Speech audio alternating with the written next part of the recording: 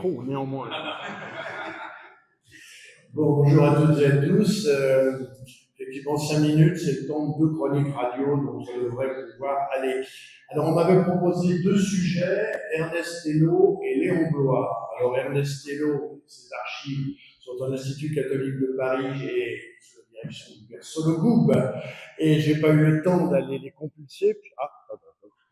Le micro s'évanouit. Bon, attendez, je vais parler sans micro. C'est possible. Donc, je ne suis pas allé retourner, labourer les archives Ernest Hello. Et l'autre sujet, c'était Léon Bloy. Alors, Léon Bloy, ça m'a tout à fait intéressé parce que la carte de visite de Léon Bloy est pour moi un objet absolu, c'est-à-dire c'est l'objet aberrant, totalement impossible, exotique en matière à la fois, selon, je dirais, en tant que personne et en tant que situation intellectuelle, c'est un objet délirant. Pourquoi? Parce que Léon Bloy est quand même l'homme du monde le moins fait pour déposer sa carte chez quelqu'un, pour demander à fabriquer une carte de visite et pour assumer la réalité d'une carte de visite. Qu'est-ce que Léon Bloy pouvait bien faire d'une carte de visite? C'est-à-dire toute son œuvre, tout son personnage, toute sa vie, toute sa véhémence intellectuelle est tournée contre l'usage de la carte de visite. Alors, c'est d'autant plus intéressant d'en parler puisqu'elles existent.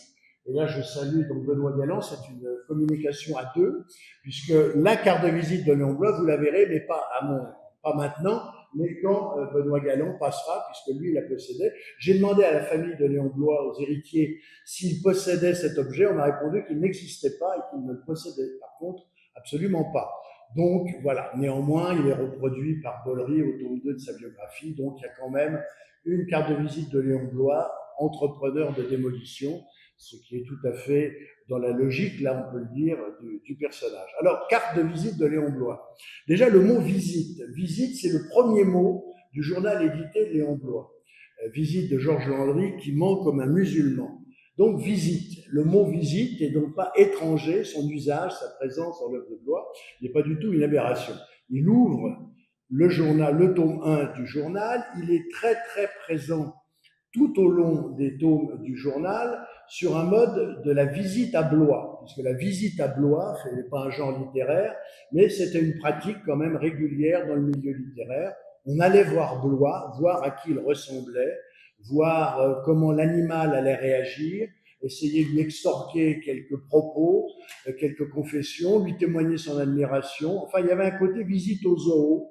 On allait voir Blois. Il y avait une visite à Blois. L'abbé Munier y est allé et ça lui a coûté cher puisque la relation que donne de la visite de l'abbé Munier et Léon Blois est quand même restée célèbre. C'est l'homme qui retrousse sa soutane quand il rentre dans la crèche de Bethléem.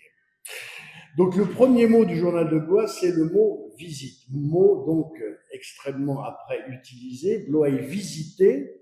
Il visite aussi pas mal de gens, à la fois pour demander de l'argent, il visite des gens pour régler des comptes, il visite des patrons de presse ou des rédacteurs en chef pour demander des collaborations. Donc, il y a une double visite. La visite de Blois est souvent professionnelle et par contre, lui est l'objet donc d'une curiosité parfois excessive et je dirais totalement malsaine. Par ailleurs, la visite, c'est aussi la visitation mariale. Blois est l'homme de la Vierge de la Salette, c'est l'homme de l'apparition, c'est l'homme de la visitation. Donc il y a aussi, on peut essayer une sorte d'extension du terme de visite chez Blois.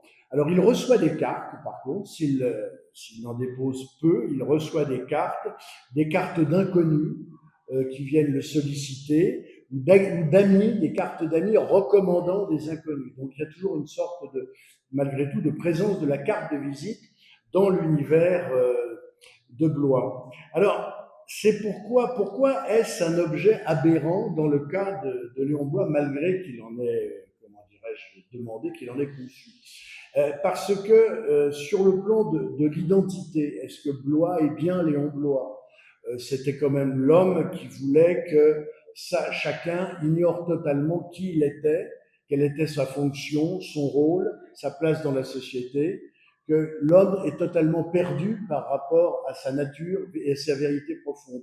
Donc déjà, l'idée d'une carte de visite peut apparaître comme une sorte d'aberration. Après, effectivement, autre aspect, la sociabilité bloyenne se passe royalement des cartes de visite. Blois, c'est un homme qui soit refuse absolument tout contact et tout copinage, toute fréquentation, toute mondanité avec le milieu littéraire, et la carte de visite est l'emblème absolu de ce type de pratique. Donc Blois est totalement étranger à l'objet carte de visite.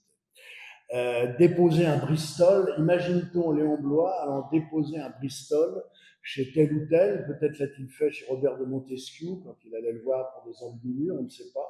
Mais l'objet même, l'acte même est totalement impossible. Alors, imaginons malgré tout qu'il démarche quelqu'un et qu'il se rende au domicile de la personne, il est accueilli par le domestique et il dépose une carte. Alors, qu'est-ce qu'il aurait mis dessus? Eh bien, entrepreneur de démolition. C'est ce que va nous révéler Benoît Galland, aurait pu être un qualificatif. Ah, c'est la fin. C'est la fin. Alors, je terminerai, est-ce qu'on m'accorde encore une seconde? Je terminerai avec cette idée qu'il en va, je pense, de la carte de visite comme du tombeau de Napoléon, tel qu'évoqué dans l'âme de Napoléon. La carte de visite de Léon Blois doit être vide. Étant donné qu'on ne sait pas qui l'on est, que l'on méprise profondément la mondanité littéraire, si Blois un jour dépose une carte, j'imagine que cette carte sera totalement blanche. Merci.